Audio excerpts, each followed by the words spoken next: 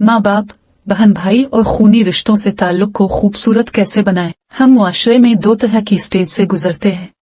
बच्चा अपने वालिद की गोद में ग्राउंड में खेलते हुए, शरारतें करते हुए एक उम्र गुजारता है।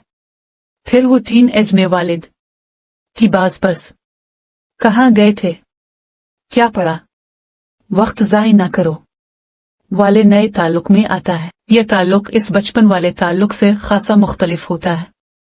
इस नए ताल्लुक में बोसा लेना, झपियां डालना, लतीफे सुनाना, माजी की खूबसूरत बातें, मिलकर बिला मकसद बैठना कम होता जाता है, बल्कि बाज लोगों के लिए तो खत्म ही हो जाता है।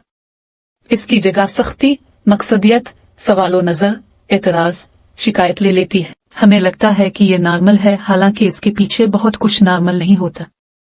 कहीं खुद अब्बा के साथ गुजरी कहानी के असरात होते हैं, कहीं बच्चे के खराब हो जाने के गैर हकीकी खौफ होते हैं, कहीं इसे सही करने की।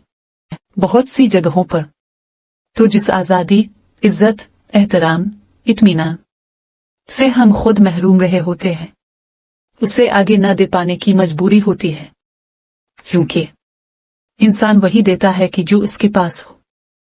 इसी तरह खुद अपने टिरामज से पैदा होने वाले खदशे और धड़के सोच के जावियों को फितरत से हटा देते हैं। सबसे बढ़कर हम अपने किसी बुजुर्ग की तरबियत में गलत या सही को देखने से जिस महरूमी का शिकार हैं, ये महरूमी हमारे बिलीफ सिस्टम को तबाह करती है।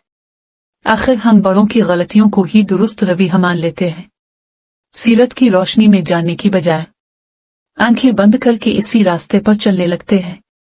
यूं ज्यादती तरबियत का नाम पाती है और जख्मों को देख न पाना मजबूत शख्सियत का लक़ब पाता है। जैसे जैसे हम बुढ़ापे की तरफ बढ़ते हैं, ताल्लुक एक और खतरनाक सूरत इख्तियार करता है।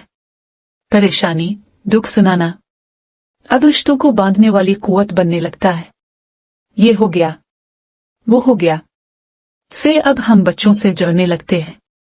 यूं हम एक और गलत रास्ते को और गलत दरख्त को पानी देने लगते हैं, जिससे हिदायत और फितरत मजीद दूर होती जाती है। जब हम हमदर्दी का ताल्लुक बनाते हैं तो हम अल्लाह से हकीकत में बदगुमानी और बुरी उम्मीद का ताल्लुक कायम करते हैं।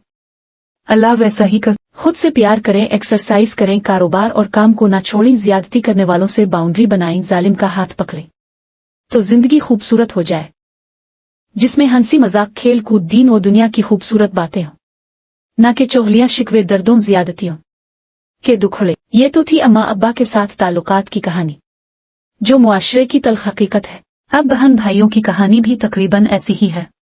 बचपन से लड़कपन जिंदगी के जख्मों को देखते हुए गुजर जाता है। अम्मा के जख्म तो रिश्तों और मुआशरे के अब नॉर्मल रवैये, और रही बड़ी उम्र तो इसमें बहन भाइयों का ताल्लुक भी हमदर्दी की डोर से ही बंधे हुए गुजरता है। भाई को फोन करके बहन अपनी परेशानी ही सुनाएगी। भाई का मतलब ही यही है, बहन के गम सुनने और सहने वाली मशीन। बहन हो और वो अपने ससुराल में दुखी ना हो, ये तसव्वुर करना मुश्किल है। बहन है तो दुखी ही होगी। अंदाजा लगाएं ड्रामस कैसे तसव्वुरात और अकायद को मस्ख करते हैं। बहन होगी तो मजे करेंगे।